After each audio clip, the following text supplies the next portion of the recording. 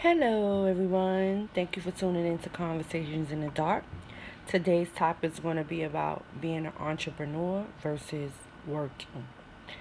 Okay, so in today's conversation, we're going to talk about what are the benefits of being an entrepreneur, what are the benefits of working, and why being an entrepreneur is not for everybody, and why working might be for some people. So to start off, I just want to let you know, for me, the meaning of entrepreneur is basically taking control of your time and being your own boss, okay? Um, and basically not putting a cap on your income limit. When you're an entrepreneur, you're more able to control your time and control how much money that you make based off the input that you put in or the skills that you acquire and the service that you provide. You have to remember when you're an entrepreneur, you always want to provide a service, okay? And once you learn how to provide a service and you master and you become an expert at providing that service, you will start to see the fruits and the benefits of being an expert in one particular service, okay? And being an entrepreneur, you get to control your own time versus when you're working. When you're working, you usually have a boss or you have somebody that's ahead of you and they're delegating what you need to be doing. You have one job description and every day you do that same thing. You're on a time cap because they're controlling your time. They're saying you have to be here at 9 and you have to stay here at 2:05 and you will go to lunch at this time. Okay? You're not your own boss. You're working for somebody. So initially you're building up somebody else's dream, okay? You're working in their company doing the job that you need to do so that you can receive the pay from the work that you put in at the end of every week or at the end of every 2 weeks, at the end of every day, however it is you're paid. Also, when you're working for a company or a job or for someone, you have an income cap. So usually they would say, okay, for this type of work that you're doing, we're going to pay you this amount per hour, or we're going to pay you this amount per day, or we're going to pay you this amount every 2 weeks, or we're going to pay you this amount yearly. You have a salary, okay? And usually, unless you come in and you work some overtime or you get a raise, whatever salary it is that you have, that is going to be the same amount that you make whenever your pay is to be distributed to you.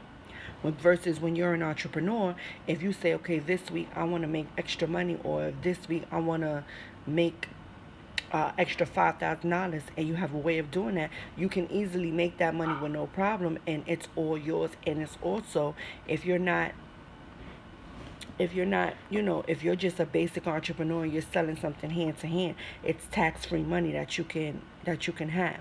When you're working, you really building up somebody else's dream, and you're the type of person that needs comfortability. You know what I mean? You need to know, okay, every week or every 2 weeks I'm getting this amount of money and I'm going to use this to pay this and do this. Versus an entrepreneur, sometimes things are risky and shaky because you're in an industry, you're in a business, so things slow down, things go up. Sometimes things stay level pace depending on what you're doing. So you're really putting in a lot of work for yourself. You're building yourself up when you're an entrepreneur. You're building up your business and your brand for what you're doing, and that is for you. The benefits are for you. The business is for you. The idea is for you. And now the time that you have that's open is for you. So you can create it to where, depending on what you're doing, you're not working at all. Because as an entrepreneur, you can become a CEO or a boss, and you could be delegating all of your rules and what you need to do to your employees or your employee if you have one, or your children or your spouse, and you could be paying them to do the work. Okay. You, as an entrepreneur, if you was to establish your business properly, you can receive all the perks and benefits of a bigger company as far as tax write-offs and things like that. But you have to establish the business in a proper way. You want to go ahead and get your LLC. You want to go ahead and obtain an EIN number. You want to go ahead and get a business bank account. Okay. You want to go ahead and make sure that all of your funds coming in and out from the business is tracked and recorded, and you have a place where money is going in and out. Okay, you might want to open up some net 10 accounts to get your business credit up. These is all things you want to do to go ahead and get your business into a position to where you're no longer just working for your business to live day to day. That your business will start benefiting you after a certain amount of time. Okay. when you're working, usually you'll get health insurance, maybe 401k, you'll get a little life insurance, you might get a pension depending on what job you're going to. And hear me say this and be very clear. Being an entrepreneur is not for everybody, and I don't expect everybody to be an entrepreneur because some people are generally not made to lead. They do better when somebody's leading them or somebody's giving them the direction in which they need to be going in, and they honestly have their salaries or their money, and they do pretty well with their salary. You know what I'm saying? They know how to manage their money. They know how to enjoy their life. They know how to live fruitfully or abundantly on the salary that they have.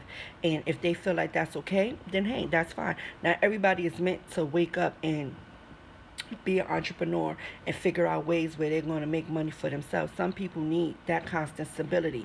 You know what I mean? And it's okay. It's just like, say, for instance, a person goes to the military or to the army and they're used to a certain strategic amount of pressure being put on them and just a certain amount of discipline. So when they come home and you go back into civilian life, that discipline is not there. You kind of start to fall apart, and you just don't understand. And it's similar to being an entrepreneur. You don't have nobody telling you, okay, this is due this day, this is what I need you to do for this day. You're going to get this amount of money for this, what you do. I need you to come in. When you're an entrepreneur, you have to know every day I have to wake up at this time. This is what I have to need to, and you have to be self-disciplined. You have to push yourself to the goals that you see and that you've written and that you need to do. Nobody's going to push you. You have to push yourself.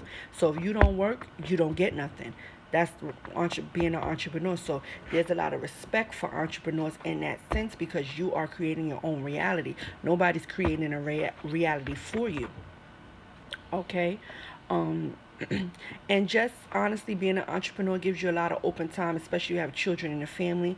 You can gear your schedule to around them to make sure you cater to everybody's needs.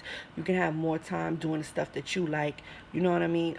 You could work from anywhere as long as you got a laptop and a cell phone these days. You could pretty much go in any place and pick up some Wi-Fi and work on your brand or your business or whatever it is you're doing and enjoy your coffee. You don't have to go and essentially sit in an office in one space and work all day. There's millions of Americans and people who haven't even been outside in the daytime during Monday through Friday, 9 to 5, because they're inside a job.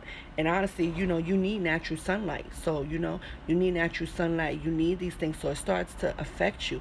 Sitting down all day starts to affect your body. So there's the perks and there's always the pros and cons of everything that you're doing. But this message is just to show a little bit of the difference, not to say anything is wrong with working or anything is wrong with being an entrepreneur. For me, I preferably prefer to be an entrepreneur. I feel like it's more rewarding. I feel like it's more challenging. It's just better for me. Now, don't get me wrong. If I was to have to work because whatever it is I'm doing is not enough, I have no problem with that because you have to roll with the punches. You have to do what you have to do. But when you're an entrepreneur, there's honestly a plan A, and it's literally can't be a plan B. You can't be all over the place. You have to say, okay, I have plan A. This is what I'm doing. This is gonna work, and you put your faith in God and you move on that. Okay. So I'm going to give about 4 tips for a person who's working if they would like to become an entrepreneur. I would just say, what are you good at? That's the first tip. What are you good at? What do you do? What is your niche? What do you do, in your spare time? Whatever you do in your spare time, pick that up. Create some products around it. Bring them to work. Start selling them there. That's the second tip. Bring them to work. Start selling them there. When you get off of work, you can't be just off of work. You're going to have to now go to work in the daytime. And when you come home, you're going to have to start working. You're going to have to start working after work, so that you can build up your side hustle, that it takes over your main hustle, which is your job, and then you no longer have to go to your side hustle. Okay. And the third thing I want to do is, I've mentioned tips before on how to establish the business and set it up properly. Make sure you do that. If you have the extra income, set up your business properly, set you up a website, do whatever it is you need to do. Because while you're working on your business slowly, you want to make sure you're setting it up properly, so as your business starts to thrive and get bigger, because it will. You have to remember, when you're an entrepreneur, the first 5 years of business is usually Okay, you're just making money, you're reflipping it, you're stocking products, you're getting your business going. You're not going to generally see a lot of profit. Now, I'm not saying everybody don't see a lot of profit, because that's not true. It depends on what you're doing. But if you're moving slow, then that may be the case for you. Number four, I just want to say, always write everything down. Make sure you write your ideas down. Make sure you write what you're doing down, how much time you're spending down. And number five is, don't be afraid.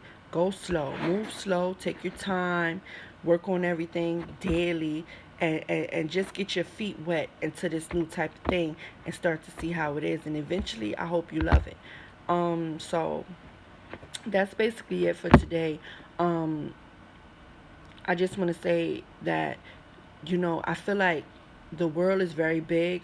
Um, when you becoming an entrepreneur, don't think that everybody closest to you is going to support you. It's going to be the strangers and people who don't know you that see the most potential in you. And I'm not saying your family and friends won't, because they will, but strangers are generally the ones that see your service and see whatever it is you're selling, and they feel like they can use your service. And be happy for that. Be happy that it's set up that way. You know what I mean? You don't always have to target friends and family. You can actually build the business and have strangers around the world support you. Okay. Um, that's it for today. Thank you for tuning in to Conversations in the Dark. Um, and just remember, always stay peaceful, stay blessed, and stay loved.